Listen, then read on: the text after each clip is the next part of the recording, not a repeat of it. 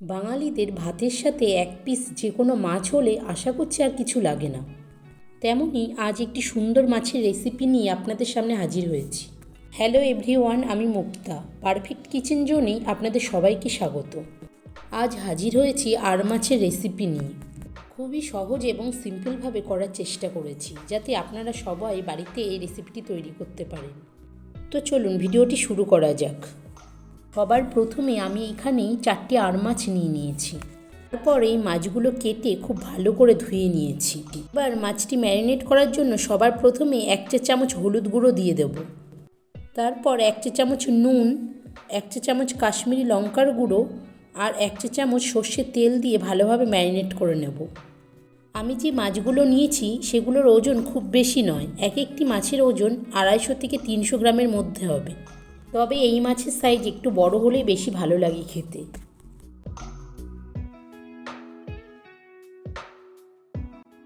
দেখুন বন্ধুরা, এখানে মাছটি ভালোভাবে ম্যারিনেট করা হয়ে গেছে। এইবার 2টি মাঝারি সাইজের পেঁয়াজ খোসা ছাড়িয়ে কুচিয়ে নেব। মাছপ্রেমী মানুষেরা আর মাছ খাননি এরকম খুব কমই আছে। তাদেরকে আমি একটা কথাই বলবো, প্লিজ একবার ট্রাই করুন, দেখবেন খুব সুন্দর হয় এই মাছটি খেতে। এরপর 2টি মাঝারি সাইজের টমেটো কুচিয়ে নেব।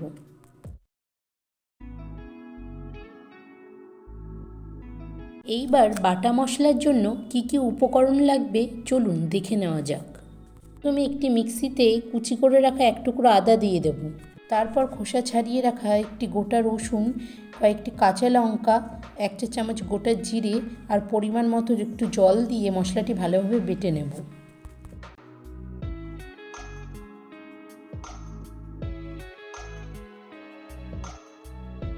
এইবারে ওভেনে কড়াই বসিয়ে তাতে পরিমাণ মতো সর্ষের তেল দিয়ে দেব।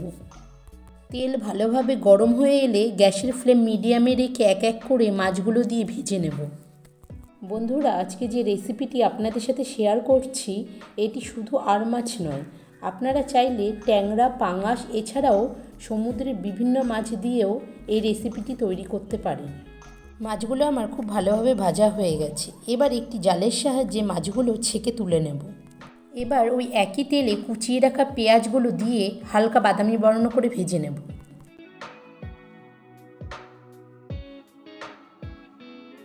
পেঁয়াজের কালার চেঞ্জ হতেই এর মধ্যে কুচিয়ে রাখা টমেটোগুলো দিয়ে দেব। টমেটোটা যাতে তাড়াতাড়ি গলে যায় তার জন্য আমি এখানে অ্যাড করছি 1 চা চামচ নুন আর 1 চা চামচ হলুদ গুঁড়ো।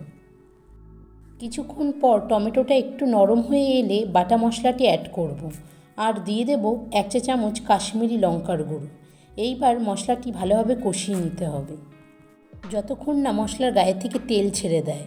টেস্টটি আরও ভালো আসার জন্য দিয়ে দেব 1 চা চামচ টমেটো সস। আপনারা চাইলে স্কিপ করেও যেতে পারেন। দেখুন বন্ধুরা, মশলাটি এখানে কতটা সুন্দরভাবে কষানো হয়েছে। মশলার গায়ে থেকে একদম তেল ছেড়ে দিয়েছে। এইবার আমি এখানে 1 কাপ জল অ্যাড করব। তারপর মশলাটির সাথে জলটি ভালোভাবে মিশিয়ে নেব।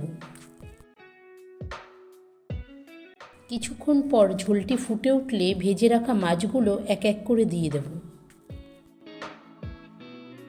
আমরা রান্নার প্রায় শেষের দিকে চলে এসেছি।